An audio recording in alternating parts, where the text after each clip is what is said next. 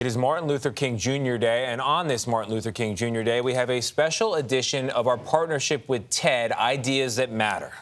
When author Anna Malaika Tubbs visited the MLK birthplace in Atlanta, there was something that stuck with her.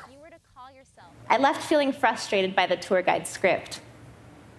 Of course, MLK Jr. was the center of most of the tales. And then came stories about his father, the inspiring Reverend Martin Luther King Sr. But what frustrated me was the lack of attention being paid to his mother, Alberta Williams King. That visit helped inform Tubbs' book, The Three Mothers, how the mothers of Martin Luther King Jr., Malcolm X, and James Baldwin shaped a nation.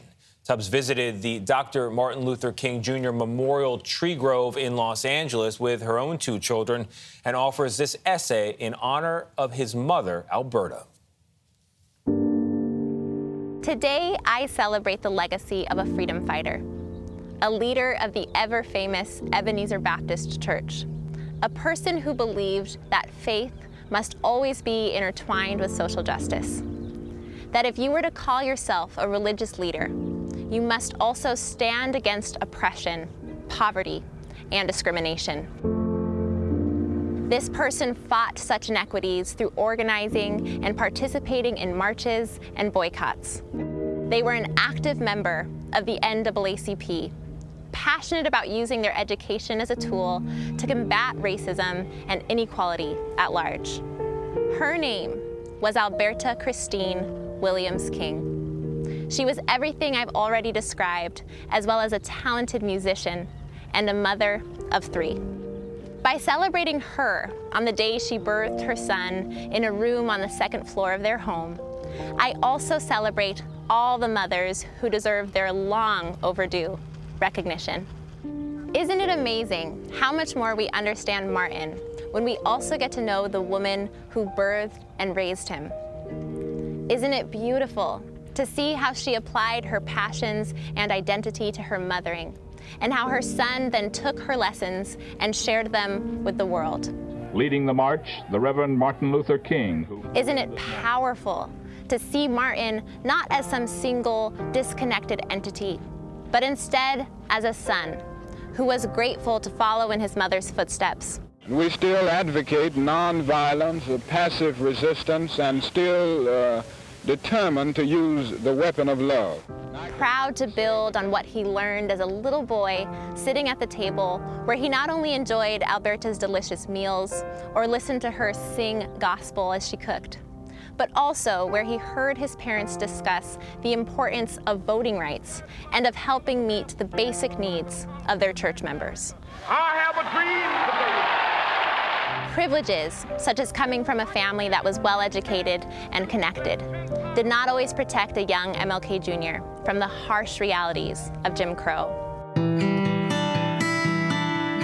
He witnessed his family being disrespected by store owners, being harassed by officers. He felt the pain of not being allowed to see his friends once they came of an age where it was no longer acceptable for blacks and whites to mingle. Like most of us do when we're faced with the ugliness of the world, when we're scared or confused, Martin sought his mother's comfort and wisdom. Alberta would hold him tightly and tell him he was as good as anybody, as worthy of dignity and respect as everyone else. She passed on her own strategies for addressing injustice. She encouraged him to keep his faith, to find love, and to pursue his dreams, because she knew how revolutionary such happiness and persistence were in the face of such hatred. When we celebrate Martin, we must also celebrate Alberta. We must know her story and learn how she not only shaped her children, but also how she shaped our entire nation. When we do this, we also recognize the essential roles our mothers are playing not only in their own homes, but in our society. Through honoring Alberta, we honor the many acts of mothering. We honor the wisdom of mothers. We honor their leadership. We honor their comfort. We honor their love. May we all think of both Martin and Alberta as we think about how far we have come and how far we have left to go. As we come together to make this world more inclusive, as we fight the forces that try to rob human beings of the dignity, respect, and recognition we all deserve.